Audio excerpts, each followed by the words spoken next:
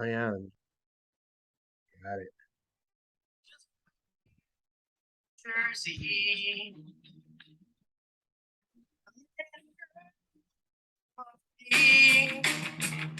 Oh no. Prettiest girl I've ever seen. Too bad her boyfriend's mean. Gross. Doing that to these people. All right. Hey, everybody. Welcome to the Week 4 recap. It's Jason and Aaron here to tell you everything you need to know about the SoonerNation Fantasy Football League. Tell your friends. They'll want to know, too. It's really spreading. Trades seem to be heating up. We're a month in. People a little more comfortable assessing the new normal. Had a pretty good idea about our strengths and weaknesses. Some teams have to already start wondering if they're should start maneuvering towards next season.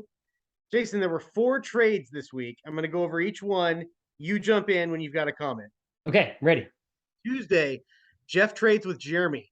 Jeff trades Allen Robinson for Brandon Cooks. Rare to see a same position single player for player trade. Okay. Second trade, Jeff immediately misses Allen Robinson. The next day, Wednesday, trades Jeremy again, gets Allen Robinson back for Baker Mayfield in a 6th. Okay. I think that's what happened. Jeff's not done making wide receiver moves. Thursday, Jeff trades 2023 first round pick plus wide receiver rookie Christian Anderson to Aaron for wide receiver Dookie Metcalf. Well, Dookie Metcalf's fantastic. I think it's Christian Watson, not Christian Anderson. And I got to pause. I think that is a very interesting trade that the second number 1 pick for the next year has already been traded. I think that John's traded his. I think that now you have possession of now Jeff's. I find it interesting that so many teams seem to be trading for players the week before they play me. That's my only comment so far. Okay. We can keep going. Okay. That is not the last wide receiver trade involving yours truly. Sunday night, I traded wide receiver Jalen Waddle, tight end Pratt Freiermuth, to Jay for running back Jonathan Taylor, wide receiver Gabe Davis. That was kind of a big one. That's a blockbuster. Hurt to give up both those guys. What's that? That's a blockbuster. Yeah, it hurt to give those guys up. Waddle was like my prize offseason acquisition. Yeah. And Freiermuth was like the number 1 guy I wanted heading into the draft. But the allure of Jonathan Taylor was too much to pass up. I feel like he's the number 1 guy you'd want running back wise from a dynasty perspective. It screwed up the direction of my team on the short term, but I'm hoping this is a long-term win. Wow. That is a blockbuster trade. If we had a commish running this league, they would have put that like on a message board or something to alert the league of that big of a trade. Yeah, he's asleep at the wheel. He doesn't even know the season started. He surely doesn't know that trade happened. He's going to be like, wait, he probably didn't even know who has Jonathan Taylor to begin with. But I will say this. I played a round of golf with Chris Lahan and Caden Lahan last week, and it was amazing. And those guys are fun to play with, and they're fast to play with. And it was awesome. And Chris loves the show and said he's so grateful for it because he knew that you knew he would not be able to do any sort of recap. So Good. It's kind of a backhanded compliment, but those guys are fun to play golf with, and everyone knows Caden's the best, man. He's the absolute best. That's great. Anything on the waiver wire catch your eye this week? No, I love when people bid more than $15 for someone and there's no second bid. They just nothing. That is kind of, you just kind of giggle when that. Yes, it's just great. I don't know how everyone else checks the waiver wire report, but I go to the waiver wire report. I go through the very bottom and I see what each player goes for, and then I see what secondary bids are, and I try to guess what team bid for each of the players, and then I go back up and see what happens. It's like a whole thing every Wednesday and Saturday. It's like my ultimate entertainment. So nothing stands out. I just got to say, Jonathan Taylor Thomas on your team. I mean, just fantastic. He's a great player, but Waddle is so fun, and the best celebration I think in the NFL since the Icky Shuffle. Jaden Waddle in the end zone is a delight. I had it for a while. Josh had it for a while. Jay had it, and now you have it. He's been on 4 teams in just 18 games? Inconceivable because he's that good. Yeah, from a fan perspective, I really lost here because Yeah, I was watching Dolphin games, and those are fun. so They fun. are they are at any time something crazy could happen. And now I'm gonna be watching Colts games. No, and you could have gotten a Jalen Ah, Waddle jersey, a six yeah, Dolphins jersey with Waddle on yeah, the back, walking around yeah, every time he does a touchdown doing the yeah. Waddle dance. I think you lost just because of just the fun that Jalen Waddle brings to your team.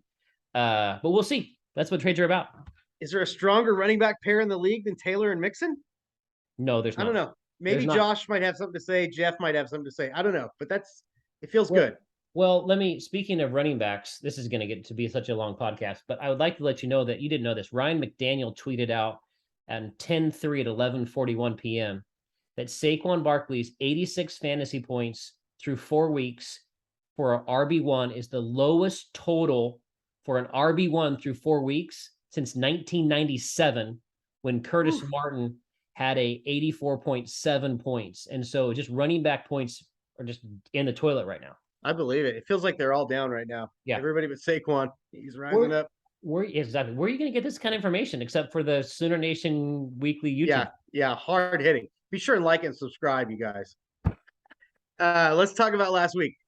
Chris versus Jay. Yeah. Rough start for the defending champs, the Los Angeles Rams. I'm sorry, the Gridiron Vipers. 1-3. Jay's 1-3. He's shaking up his team. You can't count him out though. Chris had a relaxing week. He was way ahead. Jay was finished. Stafford and Debo hadn't even taken the field yet.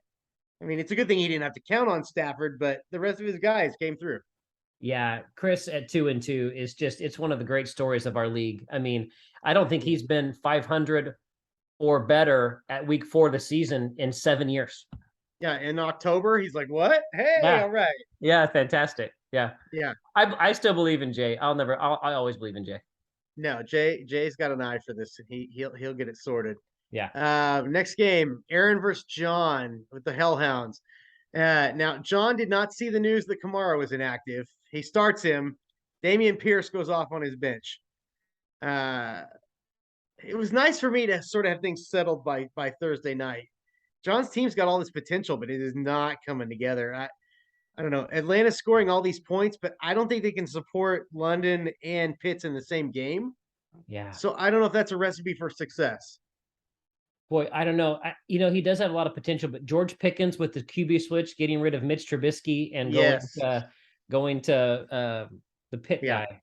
I forgot his name. That's terrible. Pickett, Pickens, Yeah, Pickett, Pickett, Pickens. Pickett to Pickens is going to be great, and then Pierce with that 75-yard touchdown run. He'll be in the starting lineup soon. I mean, he's gonna. He showed he belongs. Yeah, Yeah. I'm not worried. I'm not worried about John either. Your game Thursday night. I think I texted you some point and said, like, do you think if you get to 70 points, your children and your wife are gonna have a great weekend because you're gonna treat them with kindness and compassion and love. Yeah, and yeah. not just strength and not just strife. So congratulations to the whole Copeland household for the great Thursday night game. Yeah, we did. It was a delightful weekend where there was no trouble at all. It was fantasy win. Yay. Come on, kids. Love that we treat our families with so much more grace. Yeah. Where fantasy players do well. Fantastic. Yeah. Next game we're gonna do Jeff versus Jason. Ooh, DK Metcalf acquired just prior to the game. Karate Kid, you're 2-2, but you're one of two teams above 500 points for the season. So the points are not an issue. The points are there. The win should come. Strong, balanced effort for the Rhinos. Balanced, strong effort. Danielson, respectable score. Just not enough. Yeah, I found it interesting last week on the show. We talked about maybe Austin Eckler kind of coming into his own. He had not scored a touchdown in 3 weeks and scored 3 touchdowns. Yes. I would like to also make note that Eckler, Cooks, Metcalf, Mayer, and the Patriots, 5 players on Jeff's team, all had their high point total of the season this week. And I felt great with the last catch by Cooper Kupp, making sure to get me above the Cobras for the week so I could feel like I got another like pretend win that I can kind of put in my belt. So we're not worried about the Cobras or not worried about the Cobras, not worried about the Karate Kid. No, why would you be? Yeah. Jeremy versus Josh. Josh has a narrow lead heading into Sunday night. Jeremy's got a little too much to handle with the Mike Evans onslaught, though. Josh's running backs played great. Rest of the team kind of let him down. Is Josh's starting quarterback the second best quarterback on his own team? You know what? When I see Josh and Carr being 1-3, I did not expect the kind of, you're talking about Henry and Chubb. If you're talking about like this dominating as far as, but I mean, I don't know. When is Dak going to come back? Is Dak what Josh needs to be able? Is he just treading water until Dak comes back, or is Cooper Rush going to be starting just until Dak's fully healthy? It's super interesting. Yeah. Curious to see how they play that. Yeah. It's all gross. Yeah. Chad versus John. Now, I said if John won, it was going to be on the back of a big Lamar Jackson game. No such game came. This is the roller coaster of starting Lamar Jackson. That's why he's been on so many teams. After a while, you get tired of the volatility. You want a quarterback with more stability. It was a good game for Chad. He left a ton of points on the bench. You know, I feel like that could be Chad's actual team name. He left a ton of points on the bench, just as a general rule. But looking at that Lamar Jackson game, 144 yards passing, 73 yards rushing, 2 INTs. Man, I just, the roller coaster is exactly right. Go ahead and break down the points we saw on Chad's bench. Oh, I don't have it pulled up here. Okay, I got it. Rashad Penny had 151 yards and 2 touchdowns for 27.7 points. That's right. Hollywood Brown had 14.8. And, I was looking at this stat. It seems crazy, but the defending Super Bowl champion Los Angeles Rams played Jimmy Garoppolo. And isn't it crazy that they scored 0 defensive and special teams points? It's gross. I don't understand what's happened to the Rams. They're a conundrum. Yeah, they got no points out of their all-star number 99. You got nothing. That's you can't get back there. It's crazy to me. A great win by Chad. Yeah. Yeah. Okay, go ahead. Sorry. Last game. Yeah, let's move on. Last game. Shane versus Brandon. Now, no one can beat off a lot. Not even the previously unbeaten Brandon. 157 points. Is that the current season high? No, the Karate Kid had 164 in week 2. Of course, yes. Yeah. Shane's getting big points from so many different players. And Brandon had a good week. 111. That's a score that's going to win you a lot of games. Yeah. His team could be in a lot of flux, though. You got Cordero Patterson is out for a while. Yeah. Tyreek's going to have Teddy thrown into the ball for a week, a year. I don't know. 6 weeks, maybe. I don't know. Yeah. It's a good question. Yeah, but I was looking at the undefeated. I mean, we talked about this game being the game of the week. We had 2 undefeated teams. Right. One team would come out at 4-0, and to put up 157. But I think the MVP of the week, T.J. Hawkinson, 8 receptions, unreal, 179 yards, 2 touchdowns, and a 2-point conversion for 31.9 from your tight end. Brandon may as well just turn off the TV if you're going to get 31 from your tight end. And then last night, the 49ers just walloped Matt Stafford and the Rams. Well, and plus it's his favorite team where the Hawkinson's doing that. Oh, so it's like double sweet. It's like the Lions are winning, Shane's winning. Yeah. Hey man, let's have a soda. Yeah. Hey, let's put some Hershey syrup in our milk tonight. I love it. Oh my God.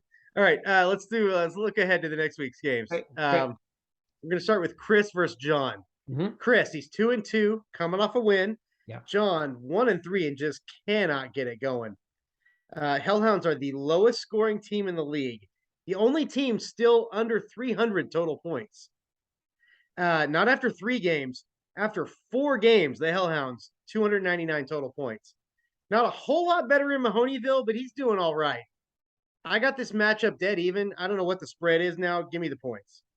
Okay, you were wanting Mahoney is favored by 4.5. So who are you taking there if you want the points? That means you think the Hellhounds are going to cover. Yeah, give me John plus 4.5. Taking it. Okay. I'm gonna go with Mahoney. I also request. I don't think the commission is gonna last this long into the video, but if he could take his name away from the AKA Bishop Sycamore, that's like pre-COVID. I mean, that's so old. No one even know what that means anymore. So I'd like him to go back to just a Mahoney, and I think that Dobbins in the starting lineup, and I love Deebo Samuel. So I also am going to be rooting for them because Baltimore Ravens are playing the Cincinnati Bengals, and I would like the Ravens to have multiple interceptions this week. People are going to get hurt. That's one thing we're sure of. Okay, I'm taking Mahoney.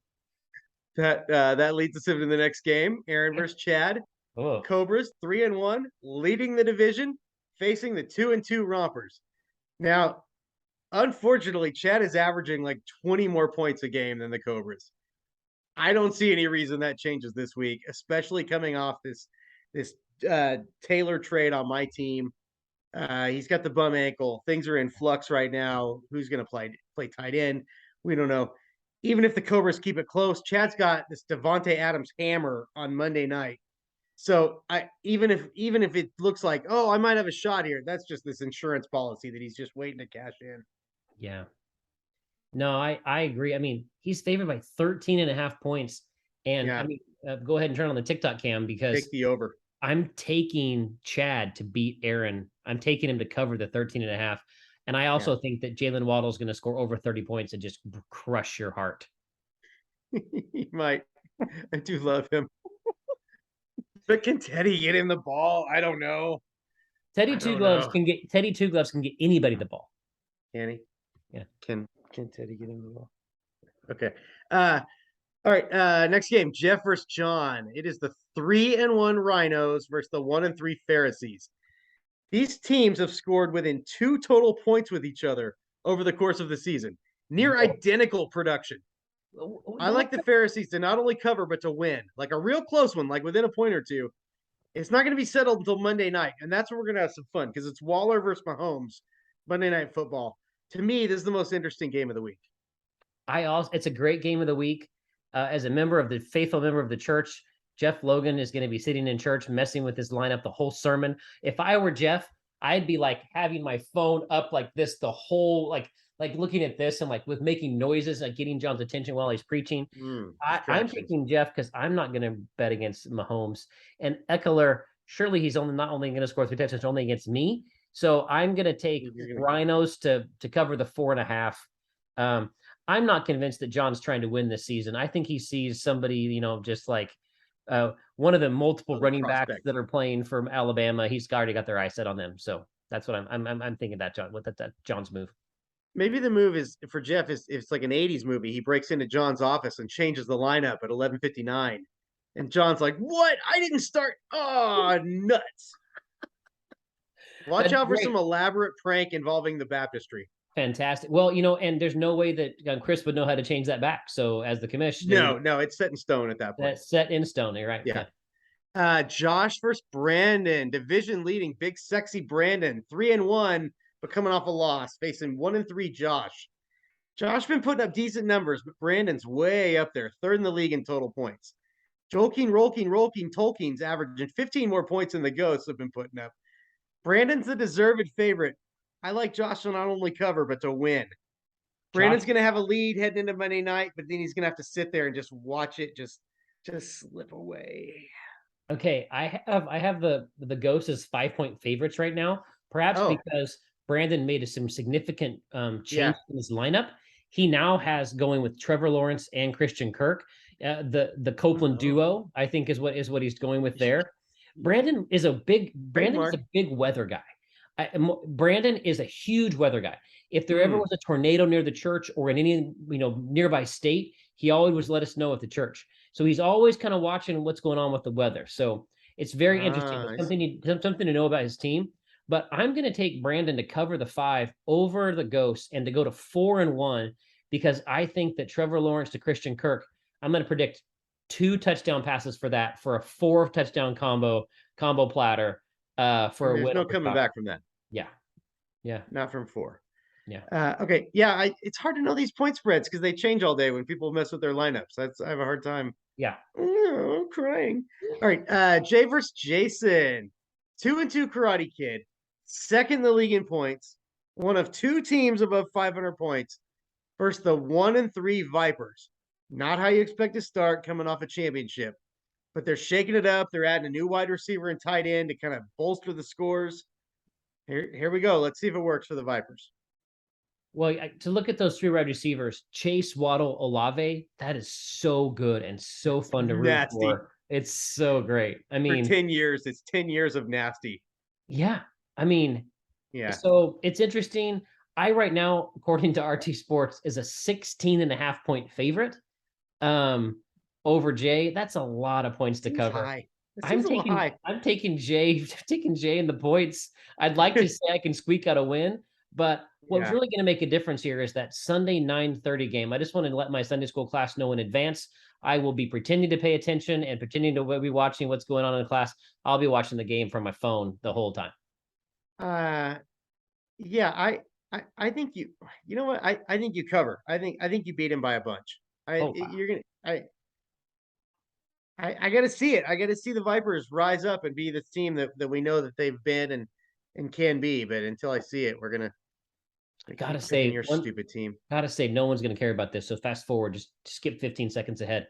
Yeah. One of the things early in the season, I picked up the Philadelphia Eagles defense because I loved their matchups weeks 13, 14, 15, 16, 17. I just thought they were just easy cake games that we're going to have. And that defense looks good no matter the team. They're scoring lots of points.